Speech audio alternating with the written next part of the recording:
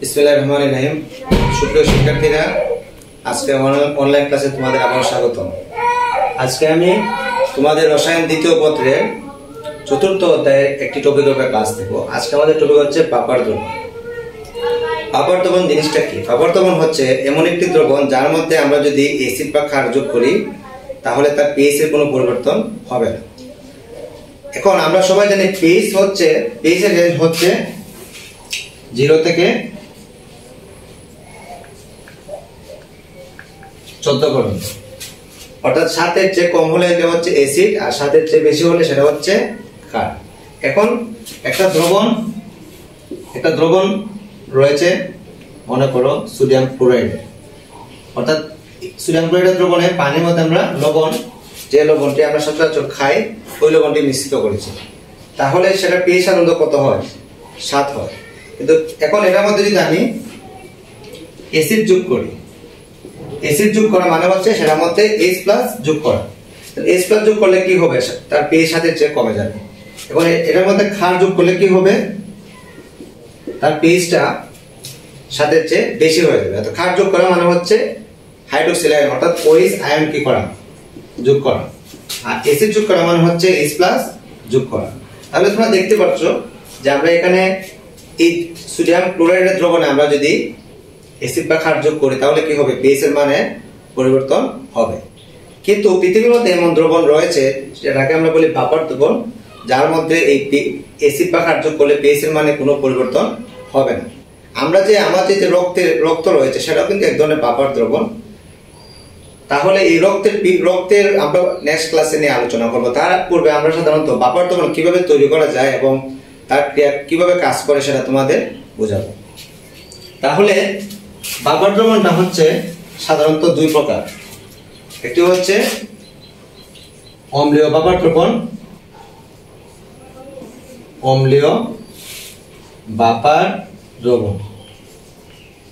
আর একটি হচ্ছে ক্ষারীয়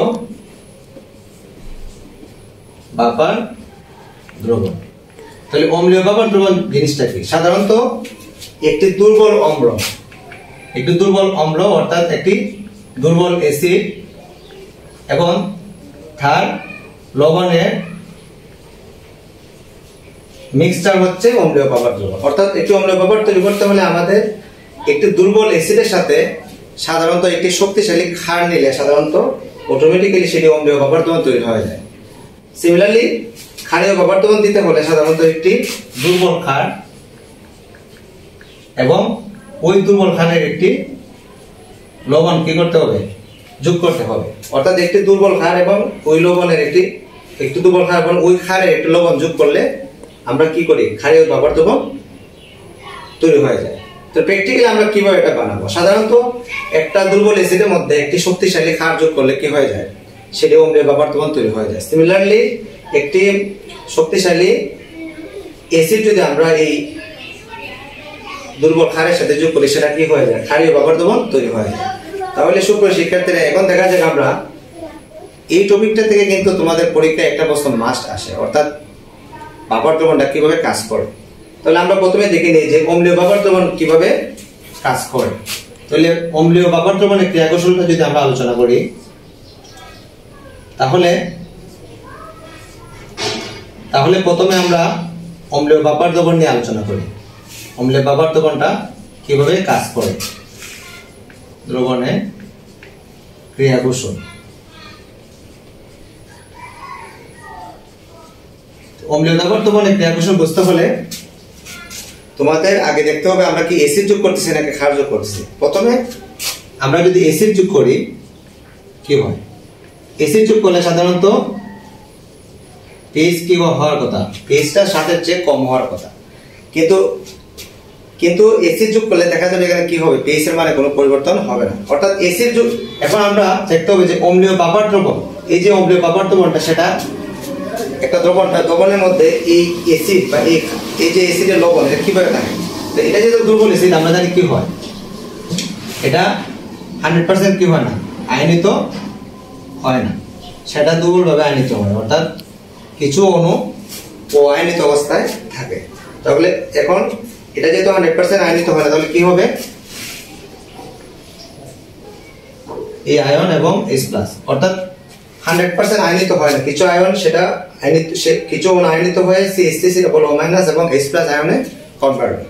সিমিলারলি এই লবণ, এটা কিন্তু লবণ, এটা 100% আয়নিত হবে, তাহলে এটা কি হবে, সেটা 100% আয়নিত হয়ে অ্যানায়ন এবং ক্যাটায়নে কনভার্ট হবে। অর্থাৎ অম্লীয় বাফার দ্রবণে এই অ্যাসিড এবং এই লবণ, এগুলো এইভাবে তারা দ্রবণে মিশ্রিত অবস্থায় থাকে। এখন আমি যদি অ্যাসিড যোগ করি, অ্যাসিড যোগ করা মানে হচ্ছে আমি H+ কি করতেছি, যোগ করতেছি। তাহলে H+ যোগ করলে কি হবে, এটা যেহেতু পজিটিভ, তাহলে সেটা কি হয়ে যাবে, সাথে সাথে এই যে আয়নগুলো আছে তারা এসে তার সাথে কি হয়ে যাবে, যুক্ত হয়ে যাবে। যুক্ত হয়ে কি হয়ে যাবে, আবার অণুতে কনভার্ট হয়ে যাবে। আমরা তো জানি pH এর পরিবর্তন হয় এই H+ আয়নের জন্য। যেহেতু H+ আয়নটা যোগ, অ্যাসিড যোগ করা মানে হচ্ছে H+ আয়ন যোগ করা, সেটা দ্রবণে আয়ন হিসেবে থাকতে পারতেছে না, সেটা অ্যানায়নের সাথে যুক্ত হয়ে অ্যাসিডে কনভার্ট হয়ে যাচ্ছে, অর্থাৎ CH3COOH এ কনভার্ট হয়ে যাচ্ছে। সেজন্য pH এর মানে কোনো পরিবর্তন হয় না। সেজন্য যেহেতু আয়ন হিসেবে থাকছে না, তার pH এর মানে কোনো পরিবর্তন হচ্ছে না। সিমিলারলি আমি যদি ক্ষার যোগ করি,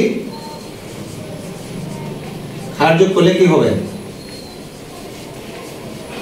ক্ষার যোগ করা মানে হচ্ছে এই OH আয়ন অর্থাৎ হাইড্রোক্সিল আয়ন কি করা, যোগ করা। হাইড্রোক্সিল আয়নটা সিমিলারলি সে দ্রবণে আয়ন হিসেবে থাকতে পারে না, সাথে সাথে এই দুইটা আয়নের মধ্যে, পজিটিভ দুইটা আয়নের মধ্যে H+ এসে তার সাথে কি হয়ে যায়, যুক্ত হয়ে যায়, সাথে সাথে পানি হয়।